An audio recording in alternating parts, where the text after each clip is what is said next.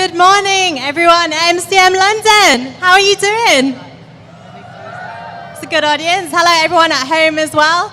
You might know them from Holby City as Bernie, Wolfe and Serena Campbell, but to their fans, they are known as Berena. Please welcome to our stage Catherine Russell and Jemma Redgrave. Good morning, ladies. It is fantastic to have you here.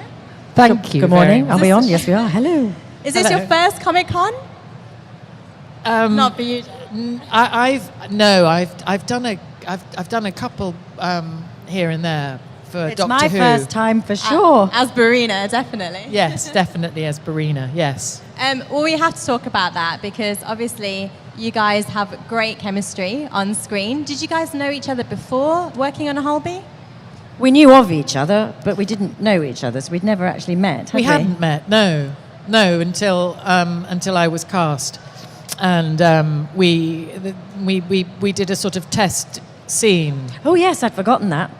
Just the two of us with a director and some random person holding a camera, a test scene in a bar. But it was quite a long scene, I seem to remember. It was a really long scene. It was about 8 pages, which was a bit of a nightmare for you because you were learning 8 pages on top of whatever you were learning that week. It was...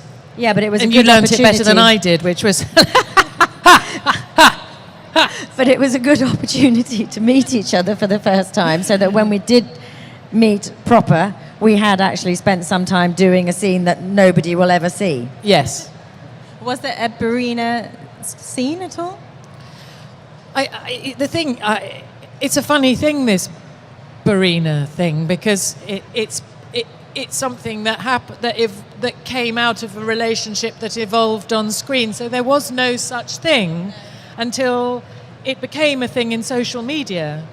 What was your first reaction then to that, like hearing that about that ship name? Did you even know what a ship was? I didn't, and although the Berena was created by you, really, not by us, we did know though that because they had asked us how we felt about playing lovers, to which we both went, well, yes, but also how strange in, what was it, 2015?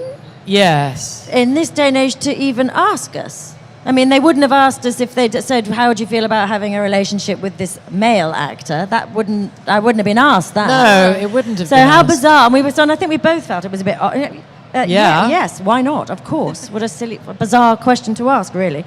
So we knew so that was why I think it was such a lovely slow burn to play, wasn't it? Yes, it was. It was. They really took their time about establishing the relationship, and that doesn't often happen. Relationships often get. They want to establish the relationship very early on, but they didn't with us. They allowed the friendship to occur, and it was wonderful because we found a way to sort of create a friendship together on and off screen, and I think the playing of it sort of, well, you say. Well, I just think it was great because we knew that this relationship was being built to eventually. It wasn't actually scripted, so there was no all those lingering looks in bars and sort of elbows touching was us. It wasn't scripted, it wasn't in there, but it was very useful to know that that's where we were eventually supposed to be going. So we could play the flirtation and the friendship and the eventual falling in love outside of any dialogue, outside of any scripted words, which is really unusual. Which for an actor is what you want. I mean, it's like the most. Yeah, it means that you have room to really play and to be creative and to invent. So it was a real gift. Well, I mean, you guys are great together, and it's great to see that develop between you on screen. Fans are obviously desperate to find out, will there be any more Berena scenes between you guys? We wish we could say. Unfortunately, we don't write it. Sometimes we do. No, we don't write it. So we don't actually know. We just, somebody else is pulling the strings, and we come and play whatever we're given. But you never know. We're hoping. But obviously playing the friendship seems to come naturally for you. How was it playing surgeons together? Were you squeamish about anything at all? You go. I'm not squeamish at all. No, no. My friend here takes an unholy delight in all things blood, guts, and gore. I get squeamish about bones sticking out of legs. That takes me a bit of time to acclimatise to. I have to sort of go through a decompression with it before I can get close to it. But the thing is, the prosthetic team at Holby are absolutely incredible.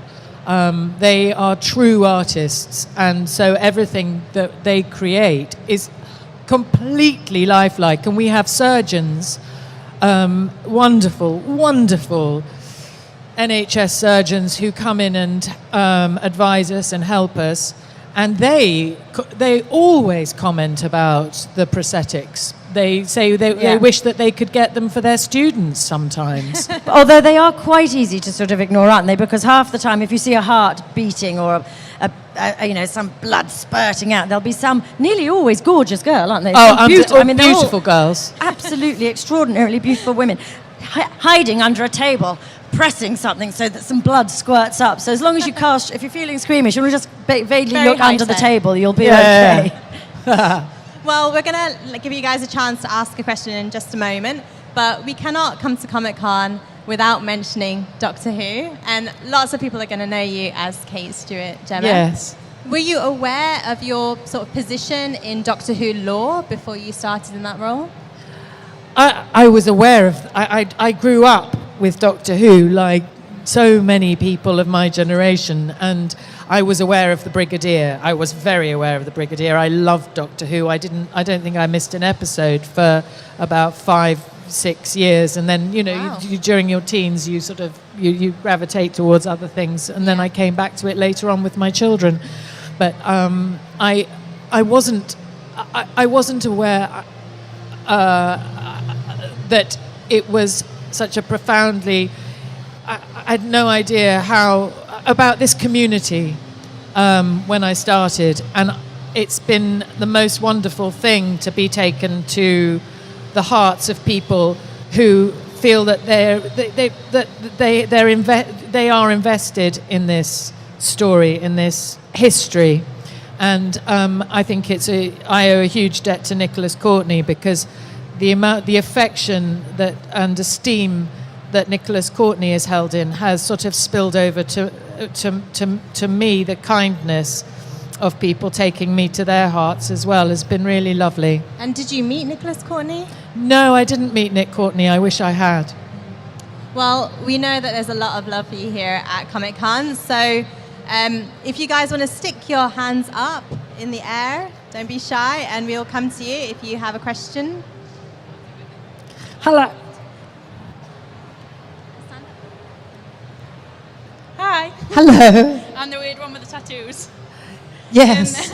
I just wanted to know how... Will you speak into the microphone? Sorry. There you go, there you go. When you're working together, who messes up more? Who messes up more? Or who blunders, or who laughs, or... Easy. Quick question. Next. Gemma's laugh is renowned throughout the industry and keeps us all going. I mean, you don't mind me saying to you. You can hear it all around the building. It is the most... There we go. It's just the greatest laugh ever. One more question over here. What was your favourite scene to film together? I don't know what our favourite scene was, but what you feel, but probably the one that springs to mind is, for what you saw, was the first kiss. Actually, in terms of filming, it was the second time we filmed a kiss. But it was an extraordinary day, because it was the day of the Brexit result. And so we were both, and it was right at the end of the day, and we'd spent a lot of the day sobbing in each other's arms and being really, really very angry and upset about it, and still are. But that scene was right at the end of the day, and we were both just sat down, weren't we? We sat on the floor, and we were working with a director whose directors each director has a different approach, and some have meticulously planned their shots and don't deviate, and some are more improvisational. And luckily we were working with a very improvisational director who saw us sitting on the floor rehearsing the scene and said, "Stay there," and found a really lovely way to shoot it. And it was the most relaxed I think I've ever been, and in terms of playing a love scene, and I yes, it was a memorable day for many reasons, and some of them it's still very hard to deal with, but it made But it made that scene bizarrely easier to play because it was a very heightened and exhausting and upset sort of a scene, even though it ended up being a love scene. So it spilled into the scene. So that would be the one I would remember most, I think. Strength of emotion. Fantastic. Well, we have a Twitter TARDIS full of questions from your fans on Twitter. We don't have that much time, but if you want to open the lid and read it out. Okay. It feels like a school fete raffle. Okay. I'm gonna need my glasses for this. We should call it Tombola TARDIS, maybe. Yeah, it's very, very tiny writing. Okay. For both, if you could pick your character's favourite outfit, what would it be and why? Your scrubs. No, I hate my fucking scrubs. No, not my scrubs. You look lovely in everything you wear. I don't know. I hate all of mine. No, anyway, moving on. I like my pink coat. Oh yes, I'll have your pink coat. I'm very, very fond of my pink coat. That's from #inspired scrib, sort of scrub with an I. This is from Vegan Goth. As a question for Catherine, on a scale from 1 to 10, how weird is it that you're a guest at Comic-Con? That'd be a 10. But a very happy 10. Glad to hear it. Shall I do another one? Okay. Okay. #RainbowSky71 says, if you could play any character in a movie of your choice, who would you choose and why? If I could do a what? If I could do a what? If you could play any character in a movie of your choice, who would you choose and why? Okay, I can't pin it down straight off the top of my head, but I do love a baddie. Yeah, more fun to be bad. I'll pretend I'm young. I don't know, Sally Bowles, I guess. Sally Bowles! That would be fun. Oh, yes. This is one for you. Okay. Jesus, I feel about 90. Would you like to borrow my glasses? No, I'm not that old. What? With the same age. I say that quickly because she'll hit me on the... what is the quality... This is you. What is the quality she admires most about her character, Kate Stewart, in Doctor Who? The quality I most admire about Kate Stewart is her...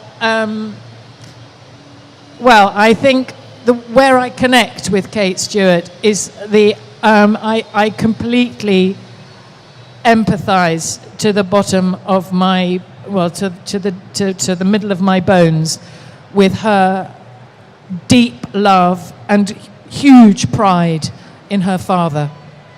Fantastic. Do you guys want to pull out one more question each? This is a long one. I have to read them quietly before, because I'm being dyslexic. I'll screw it up otherwise. Okay, shall I do mine first? Yes. @fictional lover says, really random question, but what would #Berena's ideal date night, what would be #Berena's ideal date night in? As long as there's Shiraz, I don't think Serena would care where she was. Yeah, it's got to be a bottle of red wine for you and a malt whiskey for me and a packet of fags. Here's one. Oh, it's for me. You have such a huge range of fans, Berena or purely just Catherine fans, who love all aspects of your career. Feels very weird reading this out. How does it feel to know you're adored by so many and created so many friendships. Will you also be doing more productions in the future? Well, the bit that I can answer about that is the friendship thing. We are incredibly pleased and proud about that the Berena fandom has sort of gone beyond Holby and is a community in its own right. And I hope will continue to be a community in its own right for a long time to come. So that's the thing that I would, wouldn't you say? Yeah. Well, that's a great way to end it, I think. That's a lovely sentiment. Thank you very, very much for entertaining us this morning. It was great to have you both. I hope you're back. Pleasure. Please Pleasure. give it up for Jemma Redgrave and Serena. Thank you.